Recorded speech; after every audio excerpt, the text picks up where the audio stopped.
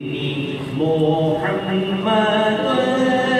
سید الکونین والثقلین محمد سید الکونین والثقلین والفریقین من عرب ومن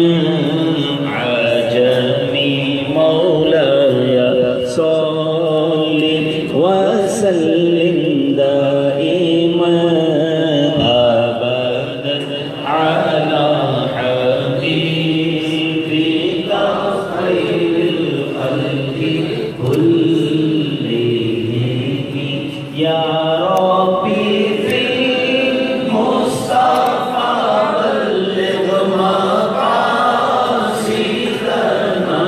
يا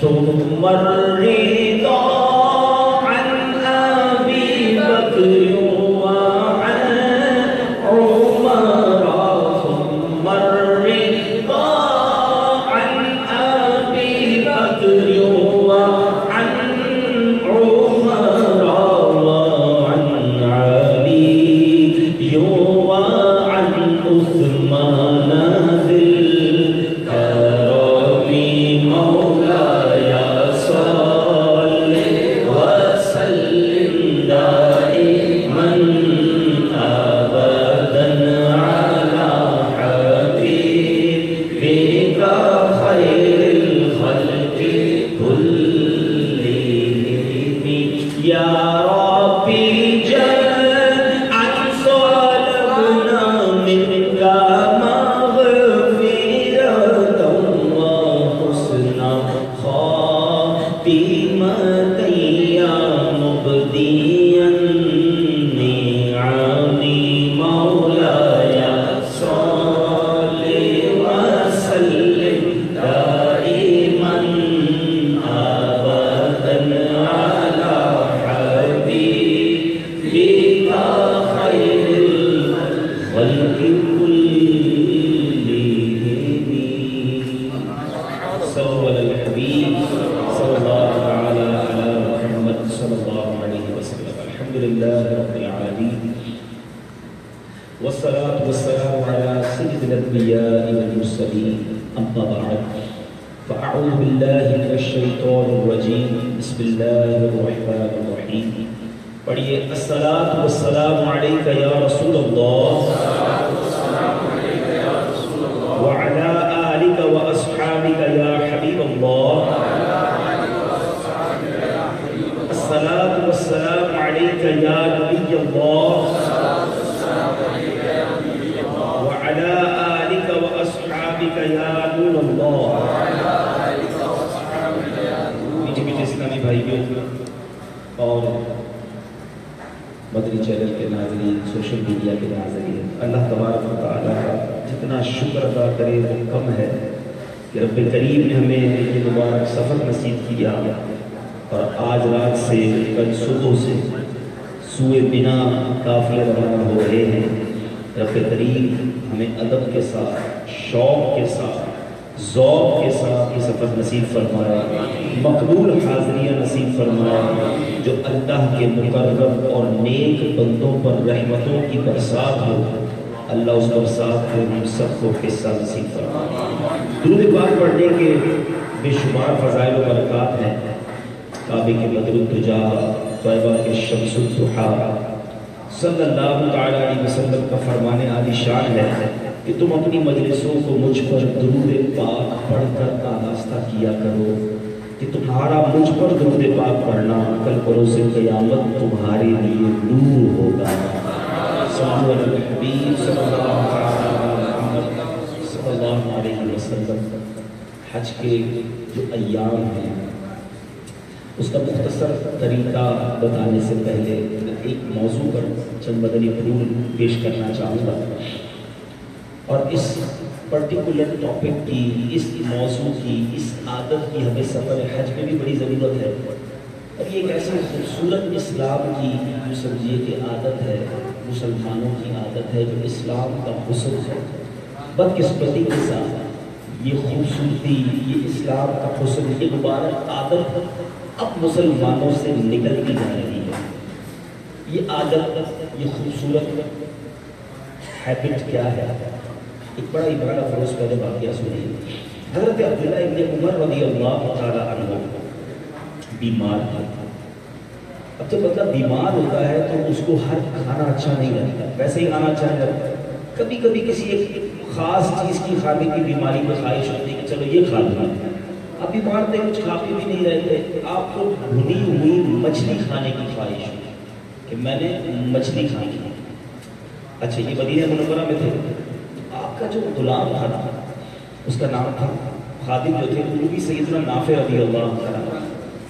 آپ نے مدینہ پاک میں تلاش کیا، بڑی مشکل کے ساتھ 1.5 دینار کی، 1.5 درہم کی ایک مچھلی ملی۔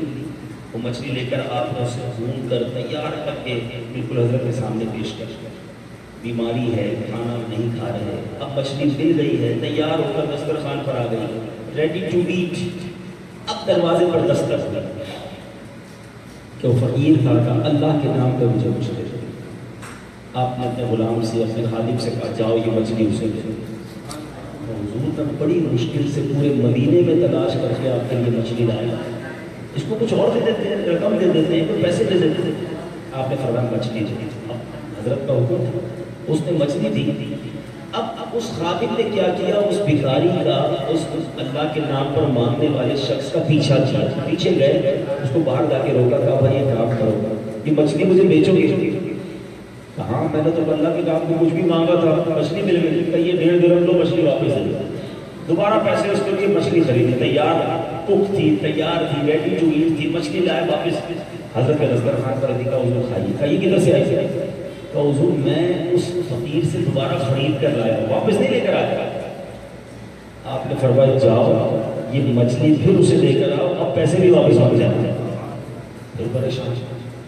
اب حضرت نے حدیث سنی، حضرت عبداللہ ابن عمر رضی اللہ عنہ نے فرمایا کہ میں نے نبی پاک علیہ السلام سے سنا ہے، جو شخص کسی چیز کی خواہش رکھتا پھر اس خواہش کو روک کر اپنے اوپر کسی اور کو ترجیح دے دے، پریورٹی دے دے، اللہ تعالیٰ اس کی بخشش فرما دے۔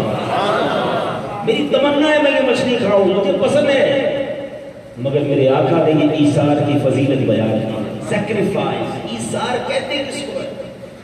ہم باتیں تو بڑی کرتے ہیں کہ ایثار کرنا چاہیے، اصل ایثار ہے کیا؟ اس کی تعریف سمجھیے۔ ایثار کہتے ہیں کہ مجھے بھی ضرورت ہے، میرے بھائی کو بھی ضرورت ہے، مگر میں اپنی ضرورت پر کسی اور کو ترجیح دے دوں، اسے پریورٹی دے دوں، پھر یہ بخشش کا انعام ہے۔ مجھے بتائیے ساری دنیا کی دولت ایک طرف، بخشش کا انعام ایک طرف، بندہ کیوں نہ ایثار کرے؟ تو بہرحال میرے نیچے اسلامی بھائیوں، ہمیں یہ سمجھنا ہوگا کہ ہمیں اپنی پسند کی چیز کسی کو دینے کی عادت اپنائیں، یہ ایثار ہے۔ اور واقعہ سنتے ہیں، حضرت عبداللہ ابن عمر کی ایثار کی حکایت آپ نے سنی۔ حضرت سیدنا نافع فرماتے ہیں کہ ابن عمر ایک بار بیمار ہو گئے۔ دوسرا واقعہ سنیں، آپ کو خواہش ہوئی کہ اب یہ حضرت عبداللہ ابن عمر، ابن عمر کے بارے میں آتا ہے کہ بیمار ہو گئے، آپ کی خواہش ہوئی کہ جب انگور پہلی بار آئے پھل تو میں وہ پھل کھاؤں۔ چنانچہ آپ کی زوجہ محترمہ سیدتنا صفیہ رضی اللہ عنہا نے انگور منگوائے۔ اتنے میں جیسے انگور آئے تو ایک بھکاری آیا دروازے پر، اللہ کے نام پہ کچھ دے دو۔ حضرت عبداللہ بن عمر نے فرمایا انگور اس صاحب آئے، چنانچہ دے دیے گئے۔ بی بی صاحبہ نے ایک درہم خرچ کیا، پھر انگور منگوایا، حضور اب لے لیں۔ اسی صاحب نے آ کر پھر سوال کیا، اللہ کے نام پہ کچھ دے دے، یہ انگور بھی آپ نے دے دیے۔ تیسری بار آپ کی زوجہ نے انگور منگوائے، پھر آپ نے کھایا۔ پیچھے اسلامی بھائیوں، میں اس مختصر سے جو آج ہمارے پاس وقت ہے، اس ٹاپک کو تھوڑا سا کلیئر کرنا چاہتا ہوں۔ ہم اللہ کی راہ پہ خرچ کرتے ہیں، مگر کیا خرچ کرتے ہیں؟ بچا ہوا، بیکار، پھینکنے والا، یار کھانا بچ گیا ہے، ضائع ہو جائے گا، دے دو کسی غریب کو، کپڑے پرانے ہو گئے پھٹ گئے دے دو کسی کو، چپل ہمارے کام کے لیے کسی غریب کو دے دو. ہمیں گھر کی ماسی، گھر کے ملازم یا غریب رشتے دار یا خریداری اسی وقت یاد آتے ہیں جب یہ چیز ہمارے کام کی نہیں ہوتی. اچھا ایسا نہیں ہے، اس کانسیپٹ کو یوں بھی سمجھ لیں کہ اگر آپ نے اپنی ضائع ہونے والی چیز کسی غریب کو دے دی تو اس کا ثواب نہیں ملے گا، ایسا نہیں ہے، ثواب اس کا بھی ملے گا، مگر وہ ایک نارمل ثواب ہے. جو بات ایثار کی ہو رہی ہے، جو اللہ کو پسند ہے، جس پر مغفرت کا وعدہ ہے، وہ ایثار یہ ہے کہ جی میرا بھی چاہتا ہے، ضرورت مجھ کو بھی ہے اور اب میں کسی کو دے دوں. سبحان اللہ. قرآن پاک کے 4 پارے کی پہلی آیت ہے، لن تنالوا البر حتى تنفقوا مما تحبون. تم ہرگز بھلائی کو نہیں پہنچ سکتے جب تک اپنی پیاری چیز راہ خدا میں خرچ نہ کرو. اس آیت میں بیان کرتا ہوں، میں نے دیکھا ہے ابھی پسینہ نکل رہا ہے تو لوگ احرام والے احرام سے منہ پہنچ رہے ہیں، تو احرام سے منہ نہیں پہنچ سکتے. اپنے چہرے پر کپڑا لگائیں گے تو آپ پر صدقہ فطر کی رقم واجب ہو جائے گی. تو اپنے ہاتھ سے آپ چہرہ پہنچ سکتے ہیں. اگر احرام کی نیت میں ہیں تو ٹشو پیپر کھولیا یا احرام اپنے چہرے پر نہیں لگا سکتے. تو قرآن پاک کے 4 پارے کی آیت، لن تنالوا البر حتى تنفقوا مما تحبون. تم ہرگز بھلائی کو نہیں پہنچ سکتے جب تک اپنی پیاری چیز، فیورٹ چیز اللہ کی راہ میں نہ دے. اب جب یہ آیت ہمارے بزرگوں نے سنی، ان کا انداز ہے اللہ اکبر. حضرت ابو ذر غفاری رضی اللہ عنہ، بہت بڑا نام ہے. آپ کے پاس ایک شخص آیا کہ حضور آپ کی خدمت میں رہتا ہے، بس آپ کی غلامی کروں گا، آپ کی خدمت کروں گا، اپنے ساتھ رکھ لیا. آپ نے فرمایا میرے ساتھ رہنے کی ایک شرط ہے، جب بھی میں تم کو کہوں نا اللہ کی راہ میں میرے مال میں سے خرچ کرو تو ٹاپ پریورٹی بیسٹ چیز خرچ کرنی ہے تمہیں. اتنی آسان شرط ہے. ٹھیک ہے ساتھ رہنے لگے. تھوڑے دنوں کے بعد آپ کہتا حضور برابر میں گاؤں ہے، لوگ بڑے غریب ہیں، بیچاروں کے پاس کھانے پینے کو کچھ نہیں ہے، ہم اس کی مدد نہ کریں. آپ نے فرمایا بالکل ٹھیک ہے، جاؤ میرے سارے اونٹ ہیں، ایک اونٹ لاؤ، اس کو کاٹو اور سب گاؤں والوں کو گوشت تقسیم کرو، مجھے بھی تھوڑا سا حصہ دینا. وہ شخص گیا، اس نے اونٹ تلاش کی، ایک سب سے بیسٹ، سب سے اچھا تھا. اب وہ سوچنے لگا یار یہ اتنا زبردست اونٹ ہے، اونٹ ہی تو قربان کرنا ہے، گوشت ہی بانٹنا ہے نا، اتنا اچھا اونٹ، حضرت سواری بھی اس پر کرتے ہیں، یہ بڑا فرما بردار بھی ہے، اس کو چھوڑ دیتا ہوں، دوسرے نمبر والا اٹھا لیتا ہوں. دوسرے نمبر والا اٹھایا اور حضرت کے پاس لے آیا.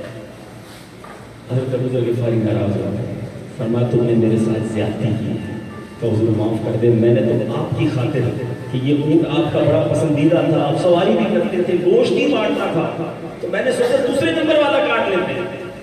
حضرت ابو ذر غفاری نے فرمایا میری ضرورت کا خیال کیا. جی حضور آپ کا خیال ہے، آپ کی محبت میں ایسا کیا. فرمایا سنو میری ضرورت کا دن وہ ہوگا جب میں اکیلا قبر میں جاؤں گا، اس دن مجھے نیکیوں کی ضرورت ہوگی. یہ ضرورت کا دن نہیں، وہ ضرورت کا دن ہوگا. جاؤ سب سے اچھا اونٹ لو اور اللہ کی راہ میں قربان کر دو. پیچھے اسلامی بھائیوں بات کہنا آسان ہے. اچھا یہاں ان لوگوں کا بھی مسکنسیپشن دور کر دوں کہ قربانی کے دنوں میں کہتے ہیں گوشت ہی چاہیے نا، جانور ہی کاٹنا ہے، اتنا مہنگا لینے کی کیا ضرورت ہے، اتنا خوبصورت لینے کی کیا ضرورت ہے. ہر جگہ عقل نہیں چلتی، ہر جگہ ہوشیاریاں نہیں چلتی. اللہ تبارک و تعالیٰ کے نزدیک اس دن سب سے بہترین عمل خون بہانا ہے. بندہ کہے یار ان پیسوں سے غریب کی شادی کروا دو.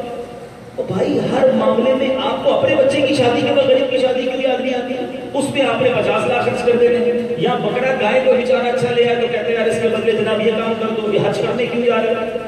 اللہ کی رضا کے لیے جو کام کیا جائے تو اللہ کی بارگاہ میں گوشت پہنچتا ہے، کھاد پہنچتی ہے، گولیاں پہنچتی ہے، نہیں وہاں دل پہنچتا ہے کہ اس بندے نے اپنے پسندیدہ مال میں سے مہنگا جانور خریدا اور میری راہ میں قربان کر دیا. اس کو مال سے نہیں مجھ سے محبت ہے. ہاں اس میں ایک بات ضرور سمجھنے والی ہے کہ مہنگا جانور قربان کرے اگر یہ نیت ہے کہ جناب میرے خاندان میں میری بابا ہو، پورے محلے میں میرا نام ہو جائے کہ میں اتنا سخی ہوں، یہ ناجائز. یہ تو ہر کام میں، کسی بھی کام میں اگر نیت غلط ہے، نماز غلط نیت سے پڑھے تو نماز مقبول نہیں ہے. بندہ مثال کے طور پر سب پیچھے ہوئی تھی، سب نے نماز پڑھی، ایک نمازی اس نیت سے پڑھ رہا ہے میرے رب کا حکم ہے، فرض ہے مجھ پر، اپنے رب کو سجدہ کر رہا ہے، ہر سجدہ انشاءاللہ اس کے رتبے بڑھائے گا. برابر والا نمازی اس لیے پڑھ رہا ہے یار ذرا قافلے والے کو پتہ چلے میں بھی نمازی ہوں، میں بھی ساری نمازیں پڑھتا ہوں، نمازی کہنا ہوں. برابر برابر کے پڑھ رہے ہیں. ایک کی نماز جہنم میں لے جا رہی ہے, ایک کی نماز جنت میں لے جا رہی ہے. That is the difference of the intention. نیت کا فرق جو ہے وہ عمل کو برباد کر دیتا ہے. بالکل ٹھیک ہے, بڑے جانور کرنے والا اگر غلط نیت رکھتا ہے تو چھوٹے جانور والے کا بھی جانور برباد ہو جانا ہے, حج کرنے والے کا حج برباد ہو جانا ہے. اس لیے حج کیا کہ حاجی کہلواؤں, یار لوگوں کو پتہ چلے میں نے 10 حج کر لیے اور 100 حج پہ جاتا ہوں, اس بار نہیں جاؤں گا تو لوگ کیا کہیں گے. اگر یہ مائنڈ سیٹ کر کے حج پر آیا تو حج قبول نہیں ہونا. اور اس لیے آیا ہے کہ بڑا گناہ گار ہوں, سال میں نہ جانے کتنا ہو گئے, عرفات کے میدان میں جاؤں گا, رحمت کی برسات ہوگی, مجھ گناہ گار کا بھی بیڑا پار ہو جائے گا, تو انشاءاللہ یہ حج کی برکتیں لوٹے گا. فرق نیت کا ہے, اعمال کو ڈیگریڈ نہیں کرنا چاہیے. تو دوبارہ آتا ہوں موضوع کی طرف. حضرت ابو ذر غفاری نے جو بات کہی کہ میرے لیے ضرورت کا دن وہ ہوگا جب میں قبر میں جاؤں گا. اے میرے نیچے اسلامی بھائیوں, یہ تھے ہمارے اسلاف. the most important favorite چیز اللہ کی راہ میں دیتے ہیں. حضرت حسن بصری, حضرت عمر بن عبدالعزیز رضی اللہ عنہ کے بارے میں آتا ہے, آپ شکر کی بوریاں خریدتے, اب لوگوں میں تقسیم کرتے, شکر خریدتے تقسیم کرتے. کسی نے کہا حضرت آپ شکر کیوں بانٹتے, پیسے بانٹتے ہیں؟ فرمایا مجھے شکر جو ہے, شکر بڑی پسند ہے. میں چاہتا ہوں جو مجھے پسند ہے میں لوگوں کو اللہ کی راہ میں دوں, جو پسند ہے وہ میں اللہ کی راہ میں دوں. ہمارے پاس جو پسند نہیں ہے وہ دیتے ہیں, ہر بچی ہوئی چیز اللہ کی راہ میں دیں. اتنا عجیب مائنڈ سیٹ بن چکا ہے. میں مثال آپ کے دل پہ چوٹ کر رہا ہوں. آپ مسجد میں بیٹھے ہیں, جمعے کا دن ہے, امام صاحب نے اعلان کیا چندہ چاہیے, ڈبہ آیا ہمارے ساتھ. ہم نے سوچا چلیں یار آج ذرا 100 روپے مسجد میں دیتے ہیں, بڑی بات ہے 100 روپے دیتے ہیں, ورنہ وہ بھی نہیں دیتے, چلیں 100 روپے دے دیں. ریسٹورنٹ میں جا کر ہزاروں کھا کے آئیں گے, مسجد میں تو جو سب سے آخری نوٹ ہوگا نا, چکر 1 روپے والا بند ہو گیا ہے, ورنہ 1 روپے والا ہی نکلتا ہمارے جیب سے, شاید 5-10 روپے والا نوٹ ہے تو وہ نکلتا ہوگا. تو اب اگر 100 روپے چلے, 100 روپے دینے کی نیت کر لیا, 2 نوٹ ہیں جیب میں, ایک ہے نیا کڑک والا, دوسرا ہے پرانا والا. سچ بتاؤ مسجد کے ڈبے میں کون سا نوٹ ڈالتے ہیں؟ کیا نیا نوٹ 102 روپے کا ہے؟ نہیں, وہ بھی 100 روپے کا ہے. مگر دنیا سے محبت اللہ کی راہ میں دینا ہے نا, یار یہ نوٹ پرانا ہو گیا, یہ دے دو بس. توبہ توبہ. خود پوچھیں اپنے آپ سے, میں اپنے بچے کے لیے چیز خریدوں تو اچھی میں اچھی خریدوں گا, اپنے لیے شوز خریدنے تو بہترین, کپڑے لینے آؤٹ کلاس, کھانا کھانا ہے اچھے ریسٹورنٹ میں. اللہ کی راہ میں خرچ کرنا ہے تو جو دال ہوتی ہے جناب وہ کھلا دو.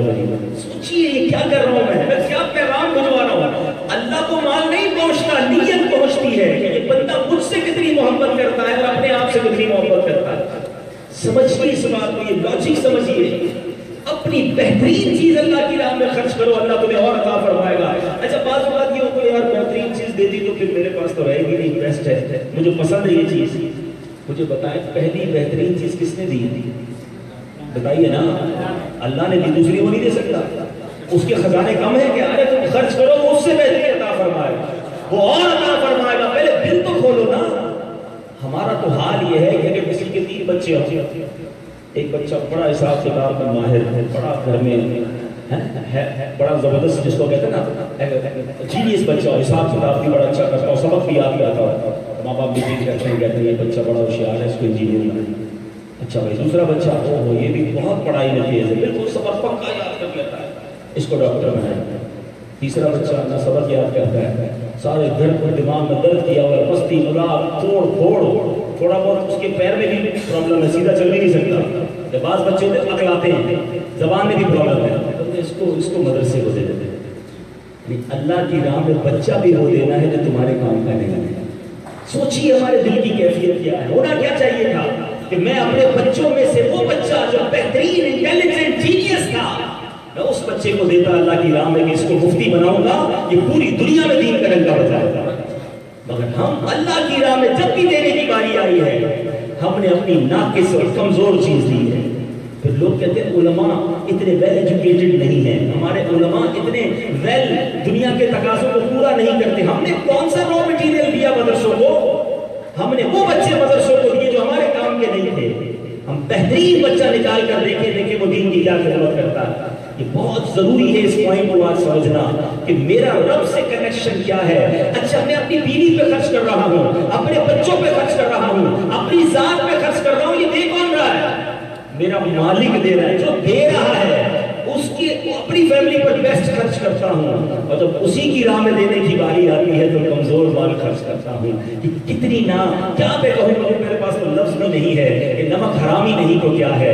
اے میرے پیچھے اسلامی بھائیو، خدا را اس کنسپٹ کو سمجھیے۔ قرآن کہتا ہے لن تنالوا البر حتی تنفقوا مما تحبون، تم اس وقت تک بھلائی کو نہیں پہنچ سکتے جب تک اپنی پیاری چیز راہ خدا میں خرچ نہ کرو، جس چیز کی ضرورت ہے وہ خرچ کرو۔ یہ مثال ہے، جنگ یرموک کا موقع تھا، صحابہ پریشان زخمی ہیں، زخموں سے چور چور ہیں، ایک صحابیہ پانی پلانے جاتی ہیں، ایک صحابی بالکل آخری سانسیں ہیں، لاسٹ بریتھ ہیں، آپ کو کہتے ہیں پانی پینا ہے۔ وہ صحابیہ جب اپنے اس کزن کو، رشتہ دار بھی تھے، پانی پلانے جاتی ہیں تو برابر سے ایک اور زخمی کی آواز آتی ہے، العطش، پیاس۔ وہ صحابی جن کی آخری سانسیں ہیں اشارہ کرتے ہیں کہ اس بھائی کو پہلے پانی پلا دو۔ وہ خاتون صحابیہ اس دوسرے بھائی کے پاس جاتی ہیں، پانی پلانے کی کوشش کرتی ہیں، پھر دور سے آواز آتی ہے العطش، ہائے پیاس۔ اب وہ اشارہ کرتے ہیں نہیں، میرے اس بھائی کو پانی پلا دو۔ وہ صحابیہ تیسرے کے پاس پہنچتی ہیں، اس صحابی کا دم ٹوٹ جاتا ہے، اتنی دیر میں دوڑتی ہوئی دوسرے کے پاس آتی ہیں، ان کا دم بھی ٹوٹ جاتا ہے، پہلے کے پاس آتی ہے، وہ بھی دنیا سے چلے جاتے ہیں۔ آخری سانسوں میں اظہار کرتے تھے، آج ہم صحت میں اظہار کرتے ہیں۔ وہ کہتے تھے سب کا بھلا ہو جائے، ہم کہتے ہیں فقط میرا بھلا ہو جائے، باقی میرا غرق نہ ہو، کسی اور کا بھلا ہو نہ ہو، میرا کام سیدھا ہونا چاہیے۔ اسلام نہیں ہے۔ خدا را یہ کاروبار میں سوچئے، فیملی میں سوچئے، اس سفر حج میں سوچئے۔ بہت سوچ کر میں نے آج یہ ٹاپک سلیکٹ کیا تھا، کیونکہ ابھی مینا جانا ہے، عرفات جانا ہے، ابھی سفر باقی ہے۔ بندہ کہتا ہے مجھے پنکھے والی جگہ مل جائے، مجھے پانی مل جائے، مجھے بس میں سیٹ مل جائے، مجھے اچھی جگہ مل جائے، بس اور کسی کا بھلا نہ ہو، میرا بھلا ہو جائے۔ ارے پھر کب اِصرار کرو گے؟ یہ تو اللہ کے مہمانوں کے ساتھ سفر کر رہے ہو، یہ حاجی سارے ضیوف الرحمان ہیں، یہ اللہ کے مہمان ہیں۔ ارے تم اللہ کے مہمانوں کی خدمت کرو، اللہ تمہیں پھر بلائے گا، تو پھر تمہیں یہ سعادت عطا فرمائے گا، وہ تمہاری مغفرت فرما دے گا۔ آپ نے حدیث سنی ہے کہ جس بندے کو ضرورت ہو وہ چیز کسی اور کو دے دے، اللہ اس کی بخشش فرماتا ہے۔ ہمیں بہت ساری چیزوں کی ضرورت پڑتی ہے، تھوڑی تھوڑی دیر میں ہم اظہار کر سکتے ہیں، مگر ذہن ہی نہیں ہے۔ بندہ کہتا ہے بس میری چیزیں ٹھیک ہونی چاہیے۔ کاروبار میں ہمارا یہ ذہن ہوتا ہے سب کا کاروبار ڈاؤن ہو جائے، مارکیٹ میں سارا بزنس مجھے مل جائے۔ ایک بات یاد رکھنا میرے میٹھے اسلامی بھائیوں، جو میرے نصیب میں نہیں ہے تو کوئی مجھے دے نہیں سکتا، اور جو میرے نصیب میں ہے تو مجھ سے کوئی چھین نہیں سکتا۔ میرے جو نصیب میں ہے مجھے مل کر رہے گا۔ میں کیوں دوسروں کا برا چاہتا ہوں، میں کیوں دوسروں کے لیے نیگیٹو سوچتا ہوں؟ دیکھو پہلے کے اہل مدینہ کیسے ہوتے تھے۔ مولانا ضیاء الدین مدنی رحمۃ اللہ تعالی فرماتے مدینہ شریف میں ایک شخص آیا، کپڑے کی دکان پر گیا، کپڑے کا آرڈر دیا کہ مجھے یہ کپڑا دے دو۔ تاجر کیا کہتا ہے؟ کہتا ہے بھائی جو کپڑا آپ مانگ رہے ہیں وہ میرے پاس ہے، میں آپ کو دے بھی سکتا ہوں، لیکن صبح سے میرا شام تک کاروبار بہت اچھا ہو گیا۔ سامنے جو میرے بھائی کی، مسلمان بھائی کی کپڑے کی دکان ہے نا، میں دیکھ رہا ہوں یہ صبح سے فارغ بیٹھا ہے، ایسا کریں یہ کپڑا اس سے لے لیں تاکہ اس بیچارے کا بھی روزگار ہو۔ یہ ہے اسلام، یہ ہے اسلام کا طریقہ، یہ مسلمانوں کی خوبی ہوا کرتی تھی، مگر آج ہمارے دلوں سے یہ ختم ہو گیا۔ آج باپ بیٹے کے لیے اثار کرنے کے لیے تیار نہیں ہے، بیٹا باپ کے لیے اثار کرنے کے لیے تیار نہیں ہے۔ بندہ سوچتا ہے میرے لیے چیز اچھی آ جائے، نہیں میرے لیے چیز اچھی آ جائے۔ اس چیز نے ہمیں دور کر دیا، اپنا اپنا سوچنے کی وجہ سے دوستیاں ختم ہوتی جا رہی ہیں، محبتیں ختم ہوتی جا رہی ہیں، فیملی میں پیار ختم ہو جا رہا ہے، یہ میرا ہے تیرا نہیں۔ ارے دوسروں کا بھلا سوچو۔ ہمارے بزرگ بیٹھے ایک بڑا پیارا جملہ کہا کرتے تھے، سب کا بھلا سب کی خیر، سب کے بھلے میں اپنی خیر۔ تو سب کا بھلا سوچتے ہیں تو ان کی خیر ہی ہو جاتی ہے، جو دوسروں کا برا سوچتے ہیں ان کا بیڑا غرق ہو جاتا ہے۔ آج اس سفر سے پریکٹس شروع کریں، آج اس سفر سے یہ انداز شروع کریں کہ انشاءاللہ میں نے اثار کرنا ہے۔ اچھا مثال دیتا ہوں، چھوٹے چھوٹے اثار تو اتنے کر سکتے ہیں، پانی پیاس لگی مثال کے طور پہ کسی کو کولر پر گئے، زمزم شریف کا بھی کولر ہوتا ہے، نارملی یا کاروان والے پانی کی بوتل وغیرہ رکھتے ہیں، مینا میں بھی ایسا ہوگا۔ عرفات میں آپ کو پیاس لگی، اب پانی اٹھانے گئے، پیچھے ایک اور حاجی بھی آ گئے، کوئی اور بھائی بھی آ گیا، پانی کی بوتل اس کو دے دو، اگلی بڑی آپ کو مل جائے گی۔ مگر آپ نے جو تھوڑی دیر کے لیے اثار کیا، اچھا مکے میں ایک اثار 1,00,000 اثار کے برابر ہے، یہاں تو ایک نیکی 1,00,000 کے برابر ہے۔ کھانا کھانے بیٹھے ہیں، کوئی اچھا کھانے کا حصہ، کوئی روٹی، کوئی اچھی چیز جو آپ کو پسند ہے، آپ نے ڈیلیبریٹلی دانستہ ہاتھ تھوڑا سا سلو چلایا، میرا بھائی پہلے کھائے، بتانا نہیں ہے. ہاں یہ نہ ہو کہ جناب گھر میں بیٹھے کہ چلو آج میں تم سب پر ایثار کر رہا ہوں، تم لوگ پہلے کھانا کھا لو میں بعد میں کھاؤں گا، چلو بھائی ایثار بھی دھو دیا. یہ نہیں، پتہ بھی نہ چلے. باپ بچوں کے ساتھ بیٹھا ہے، اچھی چیزیں پتہ ہے میرے بچوں کو بھی پسند ہے، مجھے بھی پسند ہے، آئس کریم آئی ہے، کوئی میٹھا کھانا آیا ہے، کچھ بھی آیا، آہستہ آہستہ کھانا کھاؤں. بچے پہلے کھا لیں، بچوں کی امی کھا لیں، میری والدہ میرے والد پہلے کھا لیں، کسی کو پتہ نہ چلے اور میں ایثار کر جاؤں. اللہ جانتا ہے کہ نیت کے ذریعے. تو آپ میرے میٹھے اسلامی بھائیوں اب مینا روانہ ہونے والے ہیں، یہیں سے یہ عادت لے کر جاؤ، یہیں سے یہ نیت لے کر جاؤ کہ انشاءاللہ میں نے ایثار کو اپنانا ہے.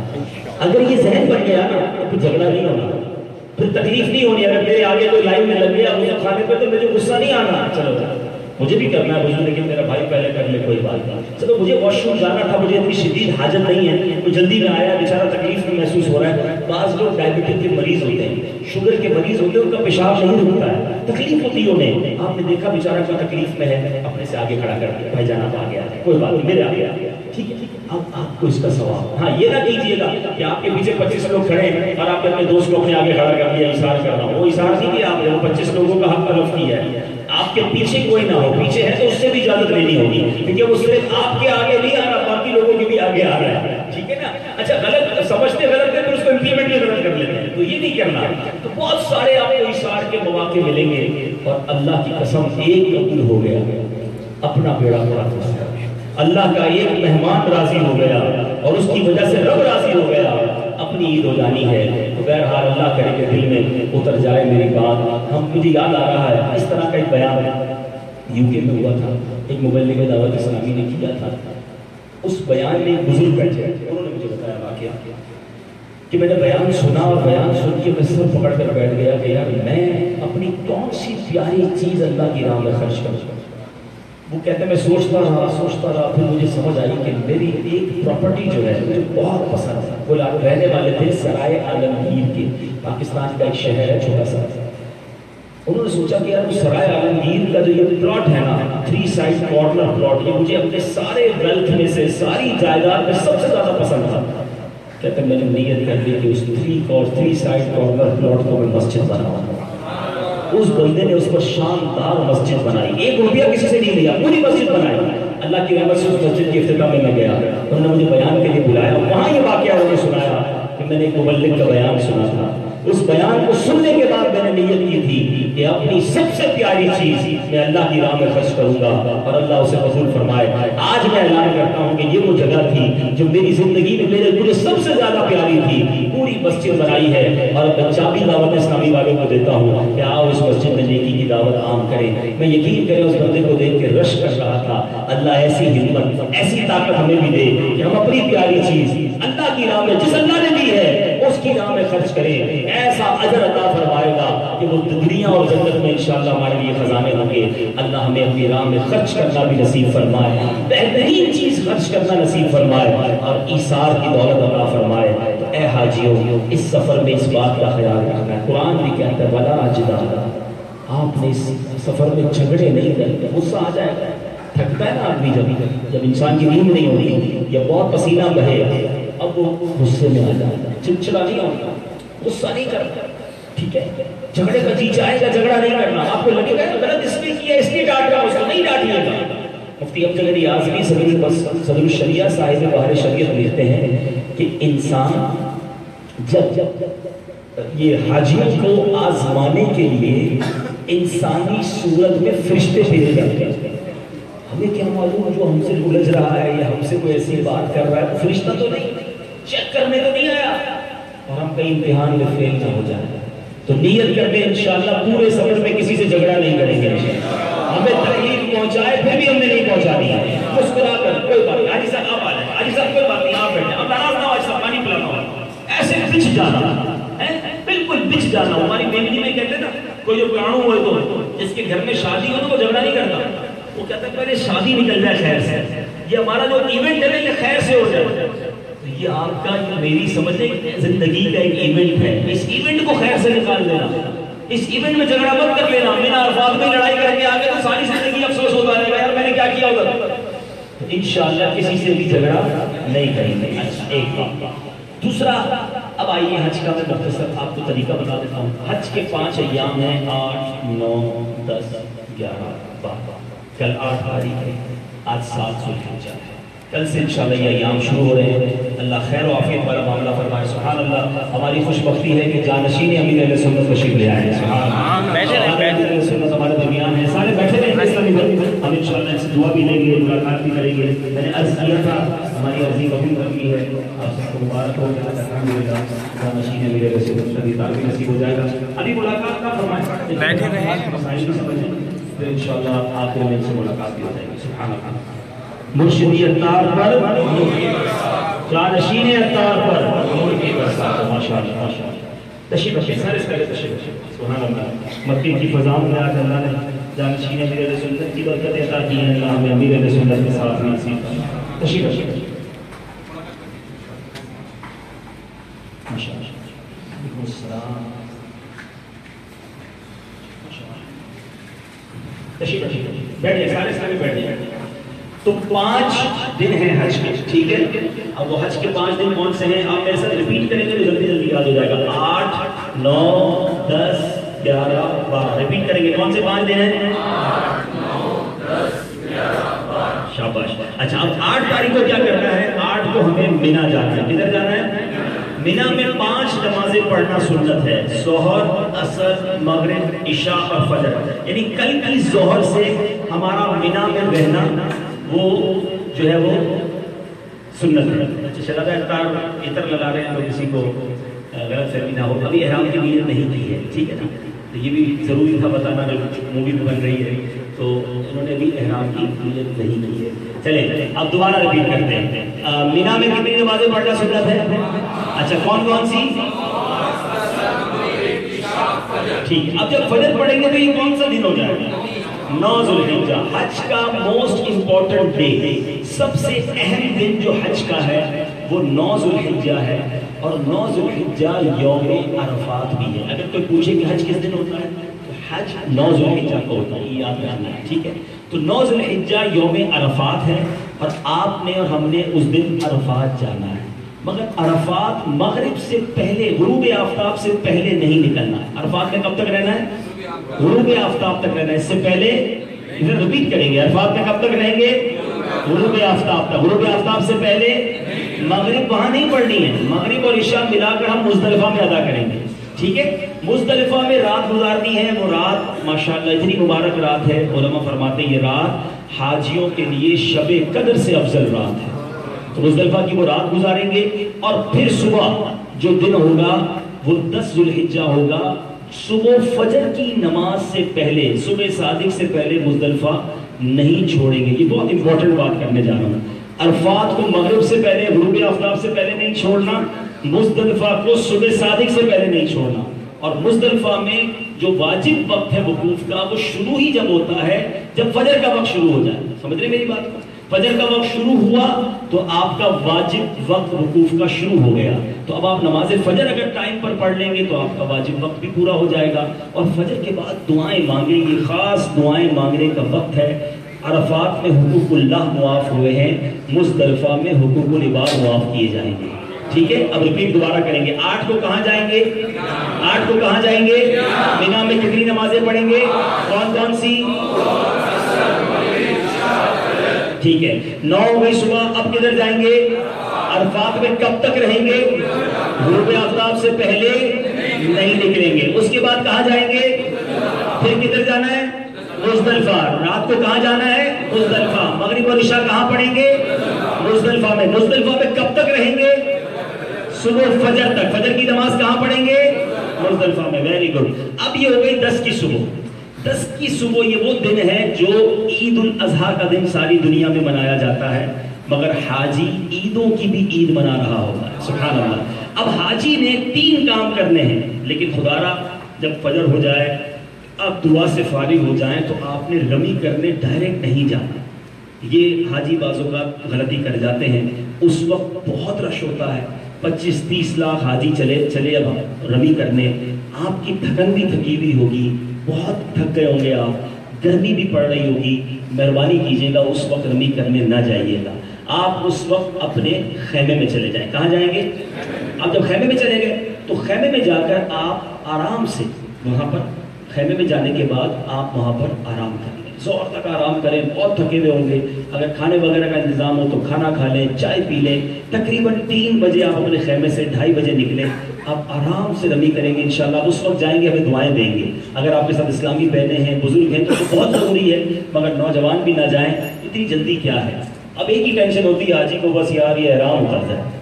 مجھے تو یہ سمجھ نہیں آتا, وطن میں رو رہے ہوتے ہیں یا اللہ موقع دے دے احرام پہننا ہے, اور یہاں آ کے ٹینشن ہوتی ہے احرام کب اترے گا. بھائی تھوڑے گھنٹے صبر کر دو, صبح کی جگہ شام اتر جائے گا احرام. اب آپ نے جب رمی کر لی, 10 ذوالحجہ کی رمی کر لی, ایک ترتیب یاد رکھنی ہے. پہلے ہوگی رمی, پھر ہوگی قربانی, پھر ہوگا حلق. ٹھیک ہے, حج تمتع تقریباً کر رہے ہیں اس لیے یہ مسئلہ بتا رہا ہوں. ویسے تو افراد والے کی قربانی نہیں ہے, باقی حج تمتع اور قران والے کی قربانی ہوتی ہے. تو دوبارہ ریپیٹ کر رہا ہوں, پہلے کیا کریں گے؟ پہلے کیا کریں گے؟ ریپیٹ کریں گے میرے ساتھ. پہلے کیا کریں گے؟ پھر کریں گے قربانی, اس کے بعد کریں گے حلق. یہ ترتیب آگے پیچھے نہیں ہو سکتی. ایسا نہیں ہو سکتا کہ رمی کر لیں پھر جناب حلق کروا لیں, قربانی بعد میں ہو جائے گی. نہیں, رمی کے بعد قربانی ہوگی. قربانی کی آپ کو کنفرمیشن مل جائے کہ ہاں بھائی قربانی ہو گئی, تو اب آپ حلق کروائیں گے اور احرام اتاریں گے. بات سمجھ آ گئی ہے؟ کب کریں گے رمی؟ 10 ذوالحجہ کو. کتنے بجے کریں گے؟ ہاں, ظہر کے بعد. ٹھیک ہے, اب آپ رمی کر لیں. پھر جو بھی آپ کا سسٹم ہے, کاروان والوں کا سسٹم ہے, یا آپ نے کچھ بنایا ہوا ہے جہاں سے قربانی کرنی, وہاں فون کر دیں کہ بھائی میں نے قربانی کر لی ہے, میں نے رمی کر لی ہے, میری قربانی کر دیں. وہ قربانی کر دیں, آپ کو اطلاع آ جائے کہ آپ کی قربانی ہو گئی ہے. اس کے بعد آپ حلق کریں گے, آپ کا احرام اتر جائے گا. ٹھیک ہے, اب 10 کی رات آ گئی. اچھا, اب 10 والے دن ایک اور کام کرنا تھا, وہ طواف الزیارہ ہے. طواف الزیارہ 10, 11, 12 کی غروب آفتاب یعنی مغرب سے پہلے تک کیا جا سکتا ہے. 10 کو کرنا افضل ہے, سنت ہے, مگر میں مشورہ دوں گا موجودہ حالات میں بہت رش ہوتا ہے. 10 میں آپ تھکے بھی بہت ہوں گے. ابھی تو آپ شام احرام اتارتے ہو گئی ہے, تو آپ 10 کو طواف الزیارہ نہ کیجیے. آپ وہ رات مینا میں گزاریں, آرام کریں, ذکر و اذکار کریں. خاص طور پہ جو کاروان اہل سنت, یہ جو آپ لوگ آئے ہوئے ہیں, میں نے دیکھا یہ اجتماع بھی کرتے ہیں, بیانات بھی ہوتے ہیں, ناخوانی بھی ہوتی ہے, تو مصروف رہے عبادت میں اور آرام کر لیں رات کو. ٹھیک ہے, اب آ گیا 11 کا دن. 11 اور 12 کو رمی کا وقت شروع ہوتا ہے ظہر کے بعد. صبح رمی کا ٹائم نہیں ہوتا. کب وقت شروع ہوتا ہے؟ 11 اور 12 کو رمی کا وقت کب شروع ہوتا ہے؟ ظہر کا وقت شروع ہوا, رمی کا وقت بھی شروع ہو گیا. ٹھیک ہے, لیکن رائٹ آفٹر ظہر نہیں جانا ہے. لاکھوں حاجی جائیں گے, اور آپ کو پتا ہے 12:30 1 بجے دھوپ کا عالم کیا ہوتا ہے. آپ نہ نکلے خیمے سے, آرام سے بیٹھے, ذکر و اذکار کریں, عبادت کریں, چائے وغیرہ پیے, کھانا کھائیں, ایزی رہے. 4 بجے نکلیں اپنے خیمے سے. کتنے بجے نکلیں گے؟ منیمم 4 بجے. اور ڈیلے کریں گے اور آسانی ہوگی. 4 بجے نکلیں, بہت زیادہ کراؤڈ جا چکا ہوگا. اب آپ رمی کریں. اچھا, کوشش یہ کریں کہ جتنی بار بھی رمی کریں وہ کم از کم وہ فرسٹ فلور سے کریں, نیچے سے کوشش کریں نہ کریں. کہیں سے بھی کریں گے حرج نہیں ہے.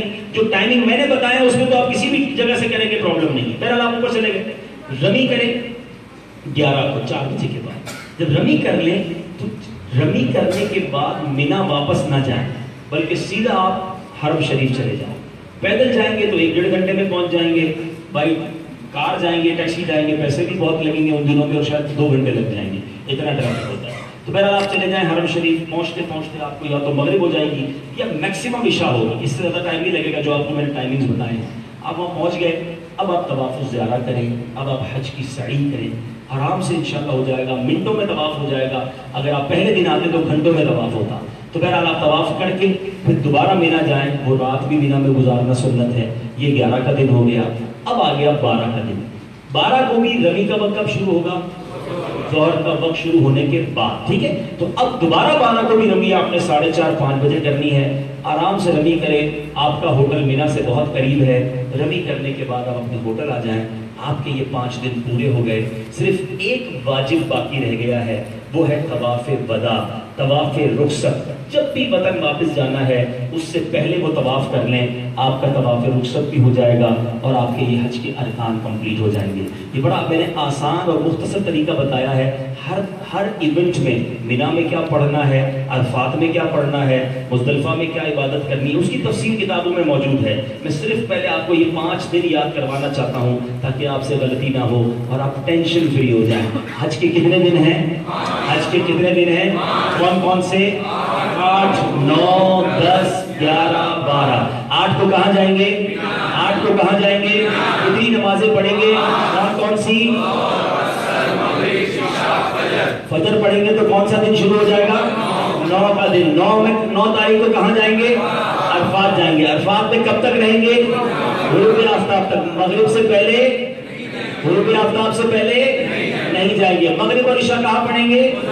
مزدلفہ میں۔ مزدلفہ میں کب تک رہیں گے؟ فجر سے پہلے۔ Very good. اب فجر پڑھنے کے بعد دعائیں کریں گے۔ دعائیں کر کے کہاں جائیں گے؟ مینا۔ کہاں جائیں گے؟ میں رمی نہیں کرنی، جلدی نہیں کرنا، ٹھیک ہے؟ ہمیں کوئی ایوارڈ نہیں جیتنا ہے کہ میں نے اتنے بجے رمی کر لی اور جناب 8 بجے فارغ ہو گیا۔ وہ آپ کو خبریں آتی رہیں گی، ارے یار آپ ابھی تک خیمے میں بیٹھے ہو، ہم نے تو رمی بھی کر لی، قربانی بھی کر لی۔ آپ کا اللہ آپ کا حج قبول فرمائے۔ ان پہ بھی طنز نہیں کرنا ہے، اللہ آپ کا حج قبول فرمائے۔ ہم انشاءاللہ ظہر کے بعد کریں، کوئی ٹینشن نہیں لینا ہے، لوگوں کو کرنے دیں، آپ نہ کیجیے گا۔ یہ اس طرح ہے، سمجھیے۔ آپ کو یہ بھی کہیں گے یار بھائی کوئی رش نہیں تھا، آپ بھی نکلو خیمے سے، آپ کو یہ بھی کہیں گے لوگ۔ میں آپ کو آپ ہی کی مثال دیتا ہوں۔ کیا آپ کا حرم میں یہ ایکسپیرینس ہوا ہے کہ آپ نے پہلے 2-3 چکر بڑی آسانی سے کیے اور چوتھے چکر میں جا کر ایسا رش ہو گیا؟ ہوا ہے نا یار، 3 چکر تو مزے سے ہو گئے، پھر حرم پہ طواف ہی مشکل ہو گیا۔ کیوں؟ اچانک ریلا آیا، اچانک 4 گروپ آ گئے، پورا طواف جیک پیک ہو گیا۔ بالکل رمی میں ایسا ہوتا ہے۔ آپ کا کوئی دوست آپ کو کہے گا یار میں نے بڑی قریب سے رمی کی ہے، جلدی آ جاؤ، تب آپ نکلو گے تو 5 لاکھ حاجی اور پہنچ گئے ہوں گے۔ پھر کیا کرو گے؟ اب نہ آگے جا سکو گے نہ پیچھے آ سکو گے۔ تو جلدی نہیں کرنا۔ یہ احرام کیوں جلدی اتارنا ہے؟ آپ آرام سے ظہر کے بعد رمی کیجیے گا، اللہ نے چاہا ہمیں دعائیں دیں گے۔ تو ٹھیک ہے، مینا میں 10 تاریخ کو جب آپ نے مزدلفہ میں فجر پڑھ لی تو اب کہاں جائیں گے؟ کدھر جائیں گے؟ مینا میں۔ کہاں جائیں گے؟ خیمے میں۔ رمی کب کریں گے؟ ظہر کے بعد۔ ظہر کے بعد جب رمی کریں گے اس کے بعد کیا کریں گے؟ رمی کے بعد کیا کریں گے؟ رمی کے بعد کیا کریں گے؟ قربانی۔ قربانی کے بعد کیا کریں گے؟ حلق کریں گے۔ اب حلق کرنے کے بعد آپ کا احرام اتر گیا، 2.5 دن کے اندر آپ کا احرام اتر گیا ہے۔ ٹینشن کس بات کی ہے؟ ساری پابندیاں ختم، خوشبو لگائیں، جو کھانا پینا کھائیں، سوائے ایک پابندی کے جو کہ مرد و عورت کے درمیان کے معاملات ہیں، اس کے علاوہ ساری پابندیاں ختم ہو گئی ہیں۔ اور وہ پابندی کب ختم ہوگی؟ جب آپ طواف زیارہ کر لیں گے۔ تو جب ٹینشن ہی نہیں رہی، احرام بھی اتر گیا، تو پھر کیا مسئلہ ہے؟ سکون سے پھر مینا میں رہیں گے۔ 10 کی رات کہاں رہیں گے؟ 10 کی رات کہاں رہیں گے؟ ہوٹل میں؟ ہوٹل میں نہیں، مینا میں، ٹھیک ہے؟ پھر 11 کا دن آ گیا۔ 11 کو رمی کا وقت کب شروع ہوگا؟ کب شروع ہوگا؟ ہم کب رمی کریں گے؟ 4 بجے کے بعد۔ کب کریں گے؟ رمی کرنے کے بعد کہاں جائیں گے؟ حرم شریف آ کر طواف و زیارہ کریں گے، ٹھیک ہے؟ طواف کے بعد کیا کریں گے؟ صحیح کریں گے، جواب دینا۔ طواف کے بعد کیا کریں گے؟ صحیح کرنے کے بعد کدھر جائیں گے؟ پھر مینا جائیں گے۔ رات کہاں گزاریں گے؟ ہوٹل میں۔ 12 تاریخ آ گئی۔ 12 کو رمی کا وقت کب شروع ہوتا ہے؟ ظہر کے بعد۔ ظہر کے بعد جب ہم رمی کریں گے تو کتنے بجے کریں گے؟ آفٹر 4، 4 بجے کے بعد رمی کریں، پھر اس کے بعد آپ اپنے ہوٹل آ جائیں۔ اب آپ کا ایک واجب باقی رہ گیا، وہ کیا ہے؟ طواف وداع۔ وہ آپ نے حج کے بعد جب بھی واپس جانا ہے وطن، اس آخری جو طواف کریں گے یہ طواف وداع ہے۔ تو یہ آپ کا حج کا جناب مختصر طریقہ ہو گیا۔ اب اس کے اندر میں 1-2 باتیں چھوٹی چھوٹی اور عرض کر دیتا ہوں۔ جیسے میں نے بیان میں بھی عرض کیا تھا کہ ایثار کرنا ہے، تو مینا کا جو دن ہوگا، جب آج رات شاید آپ جا رہے ہیں، جو رات بھی چلے جائیں تو کوئی حرج نہیں ہے کیونکہ انتظامات وغیرہ آسان ہو جاتے ہیں۔ ہاں یعنی جب بھی، یعنی یہاں سے اگر مدینہ شریف جا رہے ہیں آپ اور مدینہ شریف سے ہی اگر واپسی ہے تو بھی یہاں سے یعنی مکہ سے جدا ہونے سے پہلے طواف رخصت کر لیں گے، ٹھیک ہے نا؟ ایسا نہیں کہ مدینہ شریف سے واپس آؤں گا تو شاید واپس نہ آنے دیا جائے، تو یہاں سے جب مدینہ شریف جائیں تب بھی طواف رخصت کر کے جائیں، اور اگر ڈائریکٹ پاکستان جانا ہے تب بھی طواف رخصت کر کے جائیں گے۔ اچھا، تو مینا گئے تو مینا میں بہت فضول باتیں ہوتی ہیں، عجیب عجیب سیاست پر باتیں ہو رہی ہوں گی اور جناب بزنس پر باتیں ہو رہی ہوں گی۔ آپ نے ان باتوں میں شامل نہیں ہوں، اپنے ذمے کچھ کام لے جائیں کہ میں مینا میں ایسا کروں گا، 5 نمازیں ہیں نا تو 5 پارے قرآن کے پڑھ لوں گا، میں 1200 بار درود پاک پڑھوں گا، میں 1200 بار کلمہ طیبہ پڑھ لوں گا، میں 12 بار سورہ یاسین پڑھ لوں گا. مثال دے رہا ہوں، آپ کی جیسی استطاعت جو آپ کر سکتے ہیں.